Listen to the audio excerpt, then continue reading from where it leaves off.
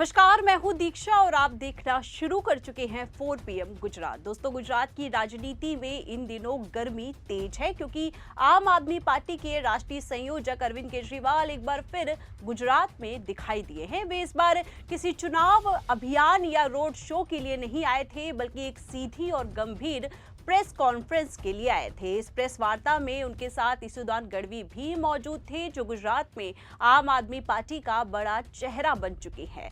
दोनों नेताओं ने मिलकर ये साफ संदेश दिया है कि गुजरात की राजनीति में अभी बहुत कुछ बदलने वाला है और जनता की उम्मीदें अब नई दिशा की ओर बढ़ रही है। दोस्तों, प्रेस वार्ता की शुरुआत इसुदान गढ़वी ने की। उन्होंने कहा कि गुजरात की जनता आज कई तरीके की परेशानियों से गुजर रही है, लेकिन सरकार इन समस्याओं को गंभीरता से नहीं ले रही। उन्होंने बताया कि गांवों और शहरों में पानी की दिक्कत बढ़ती जा रही है। नर्मदा से लेकर छोटी नहरों तक कई जगह पानी पहुंच ही नहीं पा रहा है। किसान सिंचाई के लिए संघर्ष कर रहे हैं और सरकार सिर्फ कागजों में विकास दिखा रही है। इसुदान की बातों में साफ नाराजगी थी और ये नाराजगी जनता की आवाज की तरह सुनाई दे रही थी। दोस्तों, इसके बाद अरविंद केजरीवाल ने माइक संभाला और उन्होंने गुजरात की जमीन पर खड़े होकर कहा कि ये राज्य बहुत आगे जा सकता है, लेकिन इसके लिए पहले ईमानदार राजनीति की जरूरत है।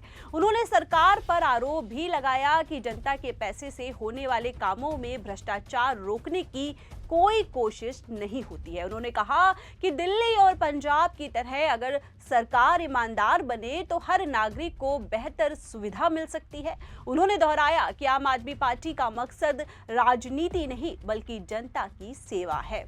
केजरीवाल ने यह भी कहा कि गुजरात में स्वास्थ्य और शिक्षा की हालत पर गंभीर ध्यान देने की जरूरत है। उन्होंने दावा किया कि कई गांवों में प्राथमिक स्कूलों की हालत खराब है और कई परिवार इलाज के पैसे न होने की वजह से खासा परेशान रहते हैं। उन्होंने कहा कि अगर सरकार की नीयत सही हो तो स्कूल और अस्पताल खुद ही ठीक हो जाते हैं। उन्होंने इसे दिल्ली के मॉडल से जोड़कर बताया कि कैसे वहां बिना किसी भेदभाव के जनता को मुफ्त अच्छी सुविधा दी गई है। प्रेस कॉन्फ्रेंस में यह भी कहा गया कि गुजरात के कई किसान लगातार परेशान हैं। खेती के खर्चे बढ़ गए हैं, लेकिन उपज का सही दाम नहीं मिलता। बिजली, पानी और खाद की दिक्कतें लगातार बढ़ रही है। केजरीवाल ने कहा कि किसान गुजरात का आधार है, लेकिन उन्हें ही सबसे ज्यादा संघर्ष करना पड़ रहा है। उन्होंने सरकार पर आरोप लगाया कि किसानों के मुद्दों को जानबूझकर पीछे किया जा रहा है। वहीं आपको बता दें कि इसुदान गढ़वी ने कहा कि गुजरात में बेरोजगारी का मुद्दा भी बहुत बड़ा मुद्दा है। हजारों युवक नौकरी के लिए भटक रहे हैं, लेकिन सरकार सिर्फ वादे कर रही है। उन्होंने कहा कि भर्ती परीक्षाओं में पेपर लीक होना यहाँ सामान्य बात बन चुका है और इससे युवा लगातार निराश भी हो रहे हैं। उन्होंने कहा कि आम आदमी पार्टी सरकार में आती है तो सबसे पहले परीक्षाओं की सुरक्षा और पारदर्शिता को सुनिश्चित करेगी।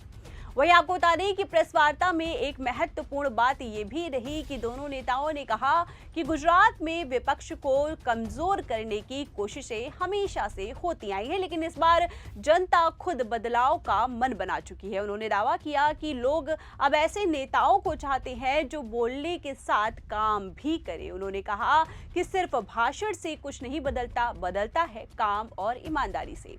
केजरीवाल ने मोदी सरकार और गुजरात सरकार पर बिना नाम लिए कई सवाल भी उठाए हैं। उन्होंने कहा है कि सिर्फ विज्ञापनों में विकास दिखाने से असल जिंदगी नहीं बदलती। लोग अपने घरों में पानी, बिजली, सड़क और शिक्षा जैसी मूल सुविधाएं चाहते हैं। उन्होंने कहा कि आम आदमी पार्टी इन मुद्दों को लेकर जमीन पर काम कर रही है और आगे भी करती रहेगी।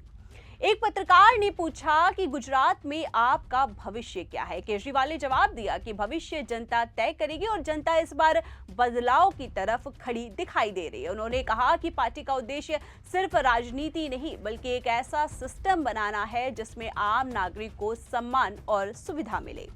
इस पूरी प्रेस वार्ता का एक ही संदेश था कि गुजरात में मुद्दों पर बात होनी चाहिए और जनता जिन्हें चुनती है उन्हें जवाबदेह भी बनाना चाहिए। दोनों नेताओं के चेहरे पर आत्मविश्वास साफ दिख रहा था और ये प्रेस वार्ता आने वाले समय में गुजरात की राजनीति पर बड़ा प्रभाव डाल सकती है। दोस्तों, इस पूरी खबर पर आपकी क्या राय है, हमें कमेंट करके जरूर बताएं, क्योंकि आपके कमेंट ही हमारी आवाज बनते हैं। फिलहाल के लिए इस खबर में इतना ही।